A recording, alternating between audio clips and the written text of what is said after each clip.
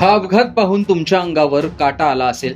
रस्त्याच्या कडेला सायकलवरून जाणाऱ्या एका व्यक्तीला चारचाकी गाडीने जोरदार धडक दिली. ही धडक इतकी भीषण होती की तो व्यक्ती उडून पडला आणि त्याचा मृत्यू झाला. यातील महत्त्वाची गोष्ट म्हणजे ही चारचाकी चालवणारा एक अल्पवयीन मुलगा होता आणि सायकलवर एक नामांकित व्यावसायिक. मंगळवारी रात्रीच्या वेळी हा अपघात झाला. यातील अल्पवयीन मुलाने घरातून कारची चावी घेतली आणि तो थेट ती कार घेऊन रिंग रूट या रस्त्यावर आला. कार वेगात असताना स्टेअरिंगवरून अल्पवयीन मुलाचा ताबा सुटला आणि त्याला कार नियंत्रित करता आली नाही आणि पुढे रस्त्यावर सायकलिंग करणाऱ्या व्यक्तीला मागून जोरदार धडक दिली. या अपघातात कल्याणमधील नामांकित व्यावसायिक श्रीनिवास तांदळे यांचा दुर्दैवी मृत्यू झाला.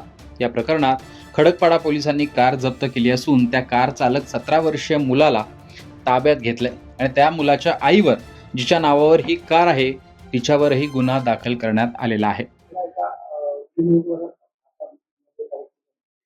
खडकपाडा पोलीस ठाणे हद्दीमध्ये दिनांक 24 रोजी सक्सेना हॉल, न्यू वडोली रोडवर सायंकाळी 8च्या सुमारास एक सायकल स्वार होता.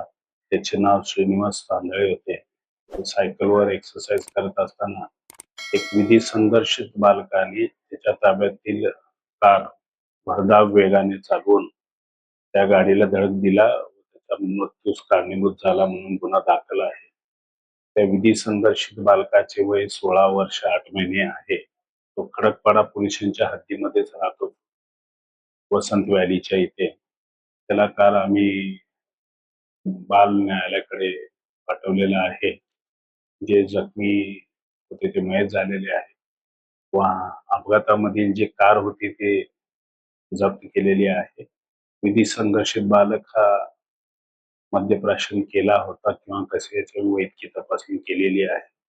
त्याप्रमाणे कार जी होती, जे त्यांनी चालवलेलं होतं, ते त्याच्या आईच्या नावावर होती. त्यामुळं त्या विधी संघर्षित बालकाचे पालक जी आई आहे, ज्याच्या नावावर कार होती, तिला सुद्धा सदर गुन्ह्यात आरोपी करण्यात आलेला आहे. पुढील तपास चालू आहे. कल्याणमधील चांदोरी जवळून जाणारा हा रिंग रोड स्टंटबाजी करणाऱ्या आणि भरधाव कार चालकांमुळे अपघाताचा हॉटस्पॉट ठरलाय. दुसरीकडे या रोडवर सायकलिंग आणि वॉक करण्यासाठी लोक येत असतात, त्यामुळे ही घटना गंभीर मानली जाते.